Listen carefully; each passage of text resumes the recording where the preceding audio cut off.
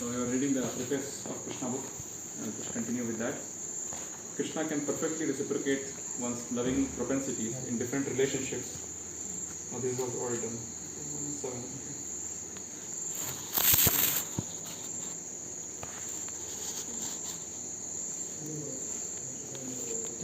In the 9th chapter of Bhagavad Gita, this science of Krishna consciousness is called the king of all knowledge, the king of all confidential things, and the supreme science of transcendental realization. Yet we can directly experience the results of the science of Krishna consciousness because it is very easy to practice and is very pleasurable. Whatever percentage of Krishna consciousness we can perform will become an eternal asset to our life, for it is imperishable in all circumstances.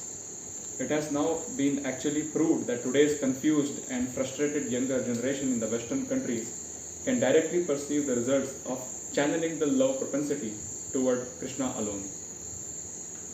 It is said that although one executes severe austerities, penances, and sacrifices in his life, if he fails to awaken his dormant love for Krishna, then all his penances are to be considered useless.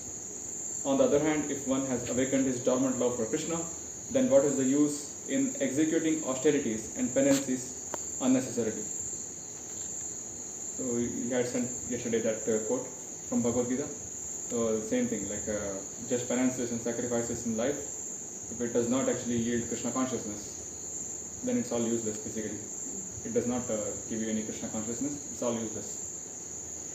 So even in that way, even Varnashrama is also given up. If it does not actually is focused on getting Krishna consciousness, basically. The Vishnu should be center of the Varnashram system. Varnashram system that I explained to you that day, Varna and Ashrama, that system is actually focused on Vishnu. Vishnu should be in the center. All Varnashrama, whatever you do in Varnashrama, should be as a sacrifice for Vishnu. So that is the proper mood of Varnashrama. And if that is not the case, it's all waste. That's also in the Shastra. If it does not awaken that inspiration to hear about Harikatha, the Varnashrama does not inspire that in you, then it's all useless, waste. All your dharma, whatever you consider your duty, all dharma, actually basically all dharma, dharma svanushita punsam vishvaksena kathasuya not padayed yadiratim shrama evai kevalam. Means if whatever dharma you consider to be yours, like whatever duty you have, and then if you by doing that duty you don't get any inspiration in surrendering to Hari, Krishna, then that all endeavor is useless. Shrama evahi means it's only effort, useless endeavor. So similarly, this also says the same thing. On the other hand, if one has awakened his dormant love for Krishna, then what is the use of executing austerities and penances unnecessarily? But if you have love for Krishna, then you don't need to do anything, because that just love for Krishna itself guides you to what you should be doing. So it's like spontaneous, automatic. The Krishna consciousness movement is the unique gift of Lord Chaitanya to the fallen souls of this age. It is a very simple method which has actually been carried out during the last 4 years in the Western countries. And there is no doubt that this movement can satisfy the dormant loving propensities of humanity. This book, Krishna, is another presentation to help the Krishna consciousness movement in the Western world. This transcendental literature is published in 2 parts with profuse illustrations. People love to read various kinds of fiction to spend their time and energy. Now this tendency can be directed to Krishna. The result will be the imperishable satisfaction of the soul, both individually and collectively. It is said in the Bhagavad Gita that even little effort expended on the path of Krishna consciousness can save one from the greatest danger.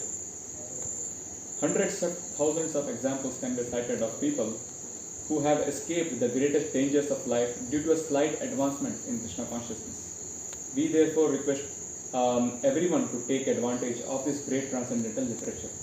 One will find that by reading one page after another, an immense treasure of knowledge in art, science, literature, philosophy, and religion will be revealed, and ultimately, by reading this one book, Krishna, love of Godhead, will fructify. So he is saying that Like even a little effort put on this path, one little effort, then can save you from greatest dangers. Because whatever effort you put is not does not vanish away. Whatever effort you put, whatever time you have, you do it for Krishna. Whatever little effort, that does not actually is taken away from you. That effort is stored in the bank balance kind of thing, and it is never taken away from you. It does not go down. It never becomes less. So it always protects you. Means it will protect you against the greatest dangers. The greatest danger. What is the greatest danger? Mahato Bhayat means greatest danger is the fear of death. The death itself is the greatest danger. And even the little advancement will give you some idea that there actually is no death for the soul. That's just simple as it comes. That there is no death for the soul. So even that little bit knowledge can help you in an immense way. So basically, whatever you do a little bit effort you put in Krishna consciousness will save you from the greatest danger of thinking that you are going to die, like that, something like that, fear of death. And that can be also seen in one extreme case also. You might have you heard about Ajamila story you have heard, right? So in his case also you can see he was a devotee when he was young. He did some service for Krishna, Narayana, when he was young, but he got misguided. All his life he wasted his life, like he was just engrossed in family affairs and engaged in all sinful activities. But in the end, his early life saved him. In the end, actually, he could remember Narayana indirectly because of that effort that he had put in the beginning of his life. He had put some effort, and because of that, he could remember Narayana in the end, and then that saved him eventually. Even though it was some indirect, he called his child Narayana, but once he called his child Narayana, and he could remember the real Narayana through that eventually, and he was saved. So there are many examples, like Prabhupada himself says, there are many examples how people got saved by just putting some little time in Krishna consciousness. It is said in the Bhagavad Gita that even a little effort expended. Salpam apyasya dharmasya trayate mahato bhayat is the shloka. Salpam apyasya dharmasya trayate mahato bhayat. My grateful acknowledgement is due to Shriman George Harrison, now chanting Hare Krishna, for his liberal contribution of $19,000 to meet the entire cost of printing this volume. May Krishna bestow upon this nice boy further advancement in Krishna consciousness. And at last my ever-willing blessings are bestowed upon Shriman Shyam Sundar Das Adhikari, Shriman Brahmananda Das Brahmachari, Shriman Hayagriva Das Adhikari, Shriman Satsarup Das Adhikari, Shriman Devahuti Devi Dasi, Shrimati Jadurani Dasi, Shriman Muralidhara Das, Shriman Bharadwaja Das, and Shriman Pradyumna Das for their hard labor in different ways to make this publication a great success. Okay. This was written on the Advent Day of Srila Bhaktisiddhanta Saraswati Thakura in Los Angeles. So start with the introduction. Krishna Krishna Krishna Krishna Krishna Krishna Krishna Hare Krishna Krishna Krishna Krishna Krishna Krishna Krishna Hare Krishna Krishna Krishna Krishna Krishna Krishna Raksha Mam Krishna Krishna Krishna Krishna Krishna Krishna Pahi Mam Rama Raghava Rama Raghava Rama Raghava Raksha Mam Krishna Keshava Krishna Keshava Krishna Keshava Pahi Mam. While attempting to write this book, Krishna, let me first offer my respectful obeisances unto my spiritual master Om Vishnupad Ashtotar Shri Srimad Bhaktisiddhanta Saraswati Goswami Maharaj Prabhupada. Then let me offer my respectful obeisances to the Ocean of Mercy, Lord Shri Krishna Chaitanya Mahaprabhu. He is the Supreme Personality of Godhead, Krishna himself, appearing in the role of devotee just to distribute the highest principles of devotional service. Lord Chaitanya began his preaching from the country known as Gauda Desha, West Bengal. And as I belong to the Madhva Gaudiya Sampradaya, I must therefore offer my respectful obeisances to our disciplic succession. This Madhva Gaudiya Sampradaya is also known as Brahma Sampradaya because the disciplic succession originally began from Brahma. Brahma instructed the sage Narada, Narada instructed Vyasadeva, and Vyasadeva instructed Madhva Muni or Madhvacharya. Madhavendra Puri the originator of the Madhva Gaudiya Sampradaya, belonged to the Madhvacharya disciplic succession. He had many renowned disciples, both in the sannyasa and household orders of life. Disciples such as Nityananda Prabhu, Advaita Prabhu, and Ishvara Puri. Ishvara Puri, you know all these names, right? Advaita Prabhu, Nityananda, you know. Ishvara Puri, you know Ishvara Puri. Is the spiritual master of Prabhu? Chaitanya Mahaprabhu. Chaitanya Mahaprabhu. Yes, he is the spiritual master of Chaitanya Mahaprabhu. Ishvara Puri happened to be the spiritual master of Lord Chaitanya Mahaprabhu. So let us offer our respectful obeisances to, all these three, Nityananda Prabhu, Advaita Prabhu, and Ishvara Puri, are actually disciples of Madhvendra Puri. So let us offer our respectful obeisances to Ishvara Puri, Nityananda Prabhu, and Shri Advaita Acharya Prabhu, Shrivasa Pandita, and Shri Gadadhar Pandit. Next, let us offer our respectful obeisances to Swarup Damodara, who acted as the private secretary to Lord Chaitanya Mahaprabhu. And let us offer our respectful obeisances to Shri Vasudeva Datta and the constant attendant of the Lord Chaitanya, Shri Govinda, and the constant friend of Lord Chaitanya, Mukunda, and also to Murari Gupta. And let us offer our respectful obeisances to the 6 Goswamis of Vrindavana, Shri Rupa Goswami, Shri Sanatana Goswami, Shri Raghunath Bhatta Goswami, Shri Gopala Bhatta Goswami, Shri Jiva Goswami, and Shri Raghunath Das Goswami. Krishna himself has explained in the Bhagavad Gita that he is the Supreme Personality of Godhead.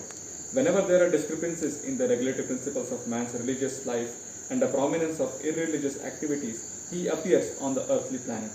In other words, when Lord Shri Krishna appeared, there was a necessity of minimizing the load of sinful activities accumulated on this planet or in this universe. For affairs of the material creation, Lord Mahavishnu, the plenary portion of Krishna, is in charge. When the Lord descends, the incarnation emanates from Vishnu. Mahavishnu is the original cause of material creation, and from him Garbhodakashayi Vishnu expands, and then Kshirodakashayi Vishnu. Generally, all the incarnations appearing within this material universe are plenary expansions from Kshirodakashayi Vishnu.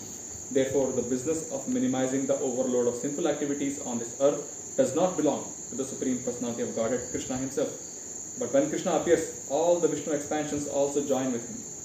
Krishna's different expansions, namely Narayana, the quadruple expansion of Vasudeva, Sankarshana, Pradyumna, and Aniruddha, as well as the partial plenary expansions of Matsya, or the incarnation of fish and other Yuga-avataras, incarnations for the millennium, and the Manvantara avataras, the incarnations of the Manus, all combine together and appear within the body of Krishna. With the body of Krishna, the Supreme Personality of Godhead. Krishna is the complete whole, and all plenary expansions and incarnations always live with him. So what Prabhupada is trying to say is that Krishna is the Supreme Personality of Godhead. He is not just an incarnation. Krishna is not to be considered as an incarnation. He is the Supreme Person. So he is the avatari. Avatari means he is the one who takes incarnation. He takes incarnation. He is the one who is the source of all incarnations.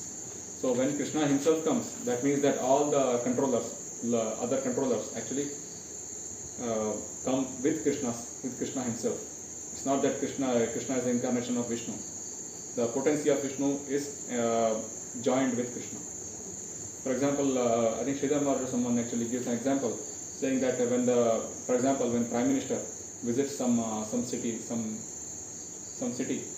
then the Chief Minister's power, the Mayor's power, everything is joined in Prime Minister. He has the right to give any order. He can give order to anyone, to whatever they want to do. But when Prime Minister is not there, they assume their charges. The Prime Minister is there, then they all come with folded hands. So it's something like that. So when Krishna comes, all the other incarnations actually join him. So there are many incarnations, not just one kind. There are many incarnations like Yuga Avatara, Manvantara Avatara, and then Guna Avatara. So, many different kinds of incarnations. Not all the same. Not all are the full expansions. There are partial expansions also. Partial expansions and part of the partial expansion also. So there are many incarnations. That is pretty complicated actually if you want to really go through. I think you did the Chaitanya Charitamrita first canto and you went through all this, right? So that's pretty lot of details to go in that. So usually other avatars actually come from the Kshirodakashayi Vishnu. Kshirodaka Shai Vishnu indaane the so many avatars come, like Kurma Avatara, Matsya Avatara, all come from Kshirodaka Shai Vishnu. But when Krishna comes, Krishna is the supreme person. But when Krishna kills the goes to Kurukshetra, kills the demons, he is not the original Krishna. He is also an expansion, he is Vasudeva. When Krishna leaves Vrindavana, that means he is a Vasudeva. Vasudeva, not actually Swayam Bhagavan Krishna. Swayam Bhagavan Krishna is always in Vrindavana, by the side of Radharani. That is Swayam Bhagavan, means the original, the first Krishna, the original. That is in Vrindavana. But when Krishna goes out, the rasa changes. The rasa is not anymore the Vrindavana rasa. It's something else. It's more of Aishwarya. He is a king. He is a king. Outside Mathura he is a king. In Dwarka he is a king. And in Kurukshetra he is a king. With the Pandavas he is a king. Right? So Krishna is actually, original Krishna is always Vrindavana. But when he goes outside Vrindavana, then that's Vasudeva Krishna. When Krishna appeared, Lord Vishnu was also with him. Krishna actually appears to demonstrate his Vrindavana pastimes and to attract the fortunate conditioned souls and invite them back home, back to Godhead. The killing of the demons was simultaneous to his Vrindavana activities and was carried out only by the Vishnu portion of Krishna. The killing of the demons, even the killing of the demons is not there in the eternal Goloka Vrindavana. Killing of the demons happens only on the Bhuloka Vrindavana, here on the earth. And then when that killing happens, even that killing is done by Vishnu portion of Krishna. Even there, Vishnu portion only. You are understanding, no? What? No. What does it mean like, when he's hiding the demons? Like? Killing the demons means that killing the demons is not Rasalila. Killing the demons is not exchanging sweet, pleasantries, exchanging sweet pastimes with the devotees. It is not. Killing of the demons is killing of demons. It's very gruesome. Right? And that killing of the demons is taken care by the Vishnu portion of Krishna. Because Krishna is always enjoying. Okay. So it's not the original Krishna fighting the demons. It is saying the Vishnu portion of Krishna. Vishnu portion of Krishna means like Vishnu portion of Krishna which takes care of all the demons basically. Okay. Vishnu comes to kill the demons like Hiranyakashipu, Hiranyaksha, so many people. Like he comes in a Varaha avatar like that. So in the same fashion, in Vrindavana when the demons come, the Vishnu portion of Krishna takes over. So it's all about the mood. It's not about that Krishna is Krishna and Krishna is killing here, Krishna is killing there, all same. Not like that.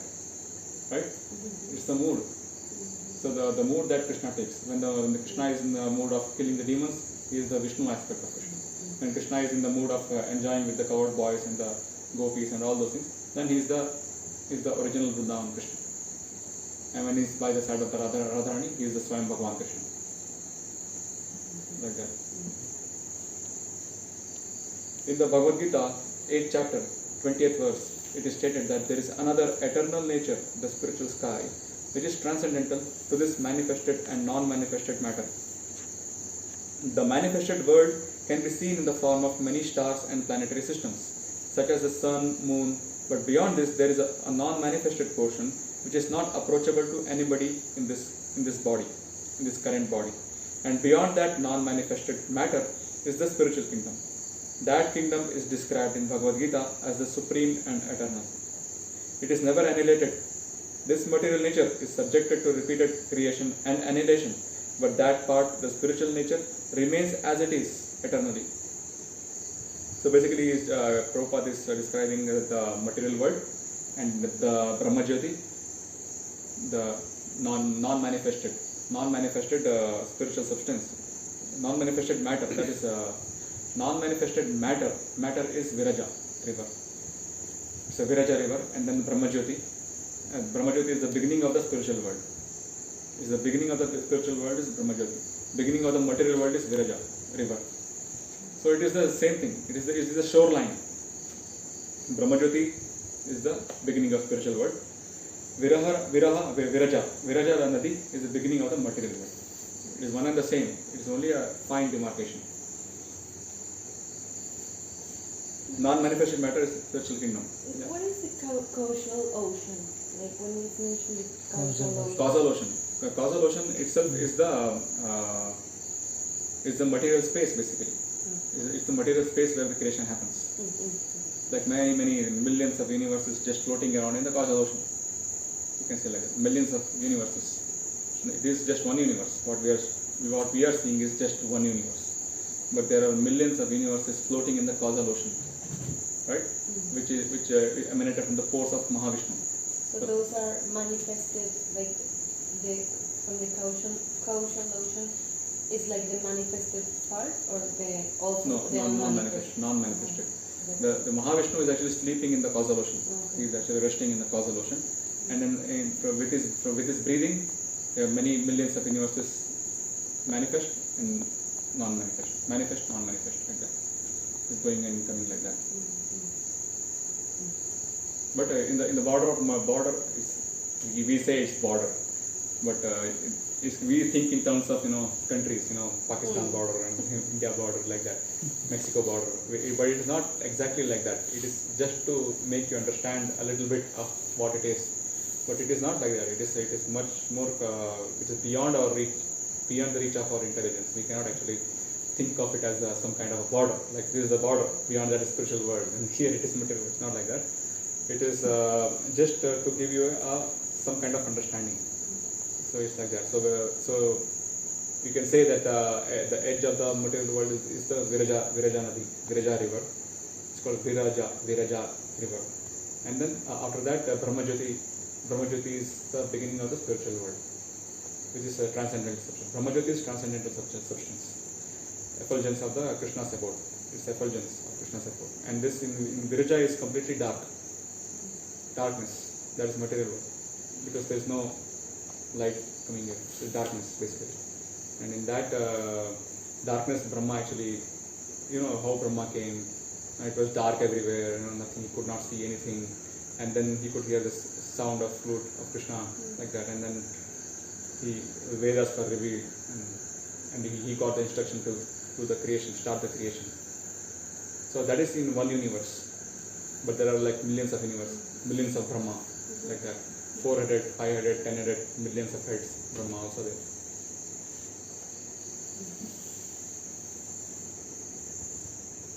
The supreme abode of the personality of Godhead, Krishna, is also described in the Brahma Samhita as the abode of Chintamani. That abode of Lord Krishna, known as Goloka Vrindavana, is full of places made of touchstone. There the trees are called desire trees, and the cows are called Surabhi. Next cow, Surabhi. Yeah. Lakshmi's cow. Yeah. The Lord is served there by hundreds and thousands of goddesses of fortune. His name is Govinda, the primeval Lord, and he is the cause of all causes. There the Lord plays his flute. His eyes are like lotus petals, and the color of his body is like that of a beautiful cloud. On his head is a peacock feather. He is so attractive that he excels thousands of cupids. Lord Krishna gives only a little hint in the Gita of his personal abode, which is the supermost planet in the spiritual kingdom. But in the Srimad Bhagavatam, Krishna actually appears with all his paraphernalia and demonstrates his activities in Vrindavana, then at Mathura, then at Dwarka. The subject matter of this book will gradually reveal all these activities. The family in which Krishna appeared is called the Yadu dynasty. This Yadu dynasty belongs to the family descending from Soma, the god in the moon planet. There are two different Kshatriya families of the royal order, one descending from the king of the moon planet and the other descending from the king of the sun planet. So these are like Kshatriya families.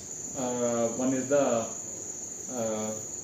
Surya Vamshi and one is the Chandra Vamshi. So those are the main two Kshatriya dynasties, coming from the sun and coming from the moon. And then Ramchandra came in the Surya Vamsha. Surya Vamsha is Ramchandra appeared. Krishna appeared in the Soma Vamsha, Yadu dynasty. Soma Vamsha means Chandra Vamsha, means moon. That is the dynasty of the moon. Soma. There are two different Kshatriya families, okay? Whenever the Supreme Personality of Godhead appears, he generally appears in a Kshatriya family because he has to establish religious principles or the life of righteousness, basically to kill the demons. So he has to appear as a protector, Kshatriya. The Kshatriya family is the protector of the human race according to the Vedic system. When the Supreme Personality of Godhead appeared as Lord Ramachandra, he appeared in the family descending from the sun god known as Raghuvamsha. And when he appeared as Lord Krishna, he did so in the family of Yaduvamsha. There is a long list of the kings of the Yaduvamsha in the 9th canto, 24th chapter of Srimad Bhagavatam. So actually Srimad Bhagavatam has a lot of information of these dynasties. That king came and that king had so many sons, and among those sons one person was great. He became the ruler of the whole earth planet, and he had these many sons, and like that it goes on and on and on and on. Bhagavatam has a lot of dynasty. That is one of the feature of a Purana. Purana should have that kind of information. Vamsha. It should have some description about the Vamsha also. So there are many features that a Purana should have. Any Purana should have all these features, like it describes the dynasties is one of them, and there are other features also, but this is also one of them. So Bhagavad Purana also has that kind of explanation on the dynasties, which king came after which, and who was great, who ruled the earth, and how many children he had, daughters he had. That daughter got married to some other king, and then they bore a child, like that. Big family tree is given in Bhagavatam also. So Prabhupada is actually pointing that about the Yaduvamsha, it is mentioned in the Bhagavatam. Dynasty is there. All of them were great, powerful kings. Krishna's father's name was Vasudeva, son of Surasena, descending from the Yadu dynasty.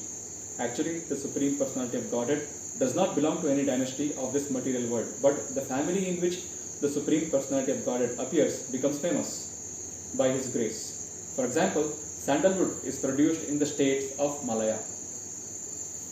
Malaya is actually, I think Prabhupada says that Malaya is Malaysia or something. You can consider it's like Malaysia, or usually we call Malaya as Kerala, Malabar. You know? Malaya in Kerala, the coastal state of Kerala. It's called Malaya. And then there is you get sandalwood there also. So what Prabhupada is saying is sandalwood is produced in the states of Malaya. Sandalwood has its own qualifications apart from Malaya, because accidentally this wood is mainly produced in the states of Malaya, it is known as Malayan sandalwood, right? Similarly, Krishna, the Supreme Personality of Godhead, belongs to everyone, but just as the sun rises from the east, although there are other directions from which it could rise, so by his own choice the Lord appears in a particular family, right? And that family becomes famous. Particular like ನೀವು ಹೇಳ್ದಂಗೆ ಯಾವ ಡೈರೆಕ್ಷನಿಂದ ಸನ್ rice ಆಗುತ್ತೆ ಅದಕ್ಕೆ ಈಸ್ಟಿಂದಾನೇ ಬರುತ್ತೆ ಅಂತ ಹೇಳಿ ನೀವು ಹೇಳ್ತಾ ಇರೋದು. ಸೊ ಅದೇ ರೀತಿ ಕೃಷ್ಣ ಆ ವಂಶದಿಂದ ಬಂದಿದ್ದಕ್ಕೆ ಆ ವಂಶ ಫೇಮಸ್ ಆಯಿತು ಅಂತ. So that dynasty becomes famous. Whichever dynasty Krishna chooses, he appears. It's not that Krishna appeared in that dynasty, that's why Krishna is famous. It's not like that. It's not that, it's the other way around. So Krishna chooses where to appear. So this is actually spoken by Kunti Devi. Kunti Devi is speaking this about Malaya, like Malaya Seva Chandanam. This is Kunti Devi's statement. While Krishna appears, all his plenary expansions also appear with him. Krishna appeared along with Balarama, who is known as his elder brother. Balarama is the origin of Shankarshana, of the quadruple expansion. Balarama is also the plenary expansion of Krishna. In this book, the attempt will be made to show how Krishna appeared in the family of the Yadu dynasty and how he displayed his transcendental characteristics. This is very vividly described in Srimad Bhagavatam, specifically the 10th canto, and the basis of this book will be Srimad Bhagavatam. The pastimes of the Lord are generally heard and relished by the liberated souls. Right? The pastimes of the Lord are generally heard and relished by the liberated souls. Those who are conditioned souls are interested in reading fictional stories of material activities of some common man. Narrations describing the transcendental activities of the Lord are found in Srimad Bhagavatam and other Puranas. But the conditioned souls prefer to study ordinary narrations. They are not interested in studying the narrations of the pastimes of the Lord Krishna. And yet, the descriptions of the pastimes of the Lord are so attractive that they are relishable for all classes of men.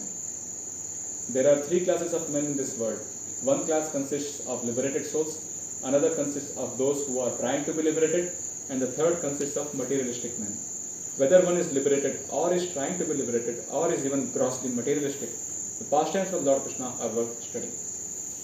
So we can see that the liberated souls, their life and soul is Krishna's pastimes, basically. Their life and soul is the holy name, name, form and pastimes of Krishna are their life and soul. You cannot separate the proper liberated souls from the Krishna's pastimes, right? For those who are trying to be liberated, for them there is some hindrances because of material attachment, but also they are trying. So for them, this acts as a medicine. The pastimes of the Lord acts as a medicine if properly heard from the right source. Not like you just read, go to the library and just pick up a book and read. Not like that. Coming from parampara, hearing from the Guru, with your heart, hearing from the Guru, that will give some positive result for the people who are trying to be liberated. For them it is first thing is to become a dhira. Dhira means sober out, and then they can actually really appreciate the higher pastimes of Krishna and everything. But otherwise, they should just simply hear what the Guru has to speak. In that way, they can gain access to the Krishna's pastimes. Whatever the Guru speaks, that is beneficial for the disciple. That is Anushroniyad. That is the meaning of Anushroniyad, means hearing faithfully from the proper source. Anushroniyad.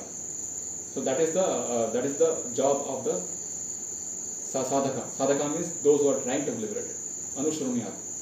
With Shraddha, faith. Anushroniyad means hearing in the parampara system, and Shraddha means you have to hear with faith, like that.